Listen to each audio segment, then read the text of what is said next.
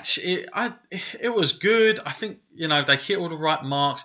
The one thing I'm going to say here, and probably because I'm a big Shinsuke Nakamura fan, and, I've said this, I feel like since he's come on that main roster, he is looking week to week more and more average. He's just looking like any other guy at the moment. A little bit like Finn Balor is on Raw, and I feel like they're not doing enough to make this a special attraction, enough for him. It's all well and good having this immaculate entrance, and WWE have done a great job there, but the guy got over in Japan not through his entrance. It was what he was doing in the ring. I feel like although he's able to operate it, sometimes I feel like these sort of tag matches, nothing about this too much, Matt, was about Nakamura, was it? It was more about this whole sort of the storyline between, Daniel Bryan and Shane and sort of, Owens and Zayn. The fact that Randy and Shinsuke were sort of put together here is, that's not going to go anywhere forward for those guys, in my opinion. The match itself, listen, so you see yay from me, no doubt about it. There was some good stuff. So I thought the fans were really into this. Big pops in this whole thing, which was nice. But I just didn't really. I just didn't. It's one of those things where I just knew going into it I wasn't a massive fan because.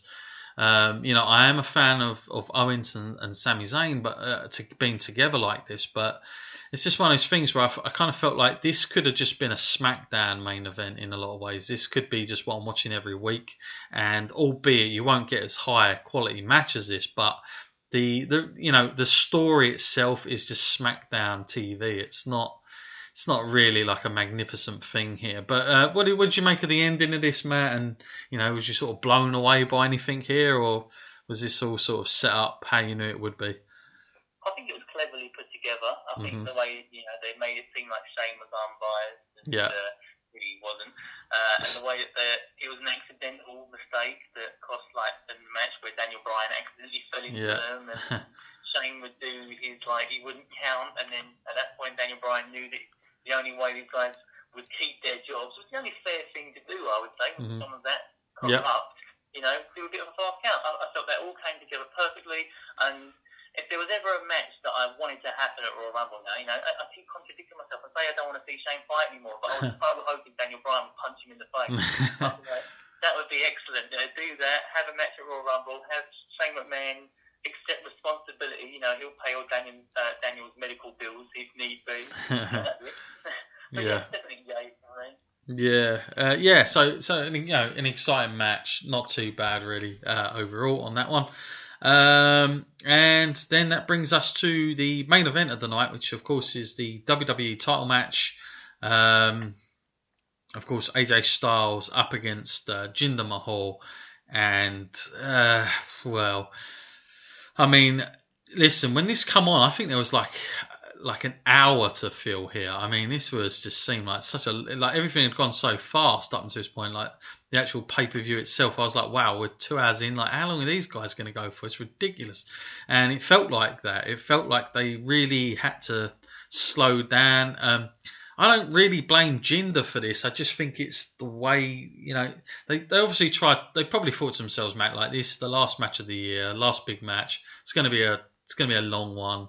But at this point, I think fans knew Jinder weren't winning quite clearly, and it's just one of those ones where there wasn't enough riding on it for me. Like, I think if they told this story better, I think Jinder could have gone in this as favourite, like a hell of a big favourite. But since the India things happened, and we might as well speak about that now, Matt, since we're talking about Jinder, of course, losing that match against Triple H.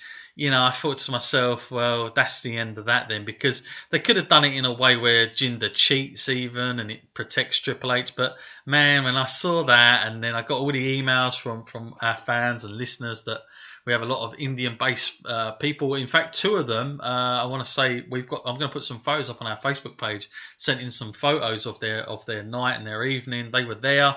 Listeners of our show, Matt, they were there in person, and they said to me, they said, well, although everybody was really digging Triple H and they were trying to cheer for him, they were so disappointed that like their biggest sort of icon comes home. They hadn't been in like WWE hadn't been there in a couple, like I think three years or something like that.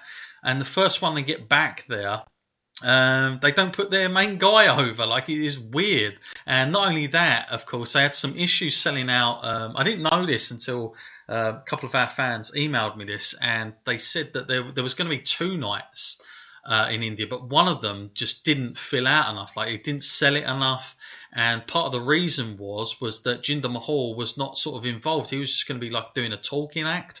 And a lot of the fans just wanted to see Jinder Mahal involved in a match, so everybody sort of just went for the one show which was advertised with Triple H, and of course that's the one you want to get in. And you know, it's one of those things, like, we take it for granted, I guess, even in the UK, because we do get more WWE now than ever.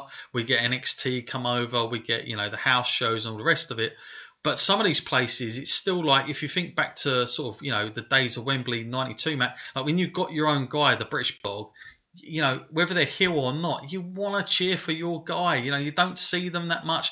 You don't have much talent from your country going there. So when there is a guy around, you feel like, come on, capitalize somewhere. Like, we know he's a heel, and I want to put this point across, because these our fans, they weren't biased. They knew what was going on. They knew Jinder was the heel, but like they were saying, they just. Triple H could have done that whole messing about and put him over after the match, after like he'd been beaten. He didn't have to, you know, win and then do it. It's like he could have done it both ways. So I do feel like that was a terrible mistake. And then I think leading into this, Matt told me there's no way Jinder Mahal was winning this, and yeah, not overall good. Matt, just briefly from you, what did you make? Because I know this was a couple of weeks ago now, but what did you make of when you heard about that tour and just how that all sort of went down from some of the reports that we read about the Jinder Mahal Triple H fiasco? Yeah, I was so shocked about that. I was kind of thinking, okay, they've changed the main event a bit here. They're going to put Triple H involved. It's going to be a big draw. Perhaps that's why they're doing it. And, you know, another great name for, like, maybe to pave the way for Jinder to move forward, you know, another stepping stone for greatness. But no, it was set up then so that Triple H could, you know, take another win, which he doesn't really need. He doesn't need to beat Jinder. It proves nothing. You know, Triple H is beating everyone there is to beat. It doesn't really matter whether Jinder was on that list or not. So that confused me. If they were going to go down that route, and they knew this months ago, they should have just had him fight anybody from SmackDown. You know, anybody else would have done the job. You know, even if it was Randy Orton again. You know. Oh yeah. I mean, whoever he faced, he was gonna be getting massive pops that night. I mean, wouldn't have mattered really. You know. No, so they should have done it, especially when you see the other things as well. Triple H dancing around the ring. Come on, you want to come off of this as the big tough guy, or you want to be the clown dancing around in the ring? What do you want to do? Yeah, they should literally, if they ever get into that storyline again with Braun Strowman and Triple H, Braun Strowman should just put that tape on and watch it and just be laughing at it, you know, blowing raspberries at it, like, this is the guy I'm facing, or put on some of that stuff Triple H is doing with the Shield, where he looks like he's coming out as their dad.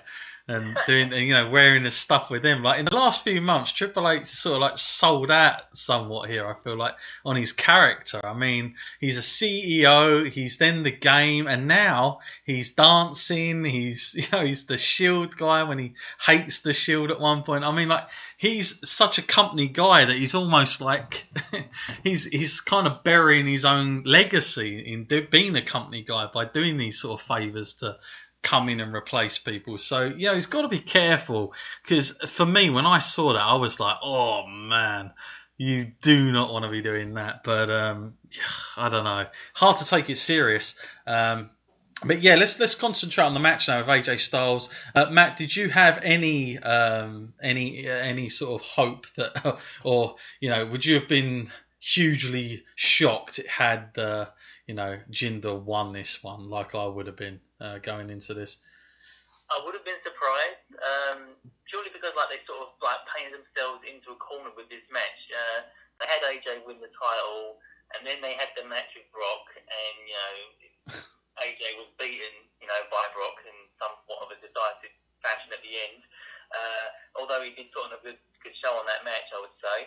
But But then to come into this match, if he was to lose to Jinder, it's almost like burying AJ. So you kind of in a position where one of them's got to go down, and unfortunately, it had to be Jinder because they kind of need AJ's star power just a bit more now heading into this time of the year.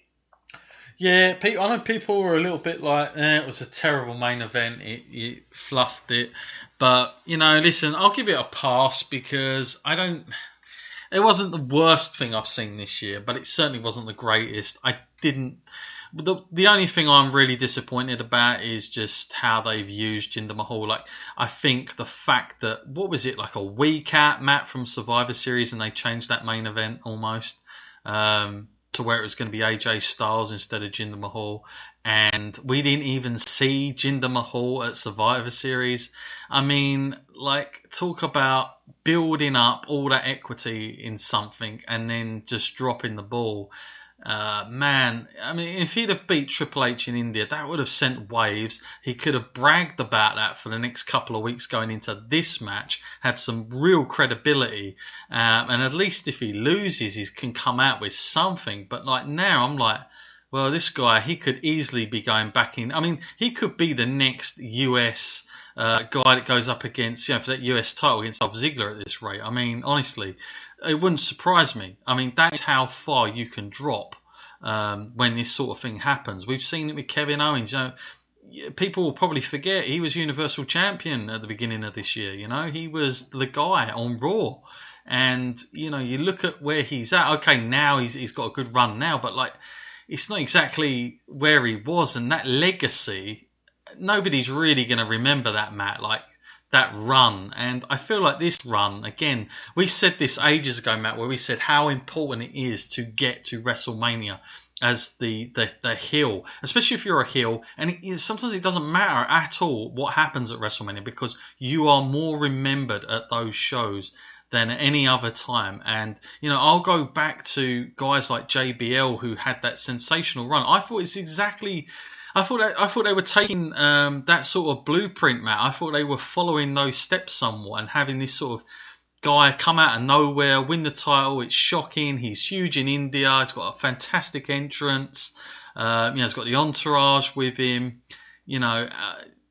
Do the match with Brock. I really thought this was like his kind of year going into WrestleMania. And okay, he may lose it at WrestleMania, but like, that would have been a hell of a run, would have been much more credible. But now, Matt, it seems like we could get to WrestleMania and, listen, I'm going to put it out there. I guarantee you, I wouldn't be surprised if Jinder Mahal is not involved in any big match at this point at WrestleMania, which is shocking. But I can see that. I mean, it's ridiculous to think of where this guy was a month ago. But honestly, I can see him doing diddly squat. I think if he's involved in something, it won't be anything too great. That'll be my opinion on that. What do you think, Matt, for Jinder going forward here?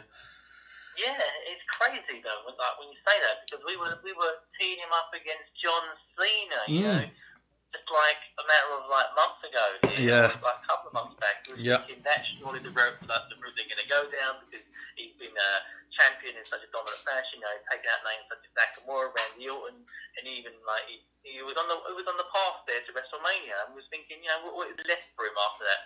But now he's lost to AJ. It's sort of hit the reset button on the entire character now. He's going to be like, he's going to be a bit of a novelty. He's going to be like the next Rusev coming up this, but at least Rusev got that big WrestleMania match. That's true. He's got something, and that was an incredible entrance that Rusev had. And I thought we was going to get it from Jinder Mahal. I thought they were going to do this big extravaganza, New Orleans, perfect place for that sort of thing, really, when you think of the parades and all that lot. And I thought this would be a great spectacle to have Jinder Mahal doing that. But listen, it's one of those things, look, mixed reviews with him, people saying his promos were a little bit, awful, the over-the-top laughing and all that sort of stuff, the sort of 80s cheese.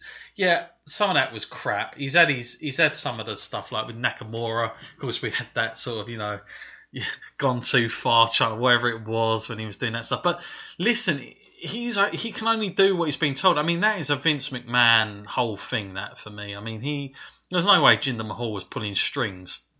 Not that early in his run. And you tell me, I mean, I don't think he had one. I mean, the Nakamura match, it wasn't exactly his best time for me. Honestly, I think if he'd have done at least, the Brock match, even though he may have lost, I still think that would have done him some good just to get in there and have that big box office match with a Brock Lesnar. But, we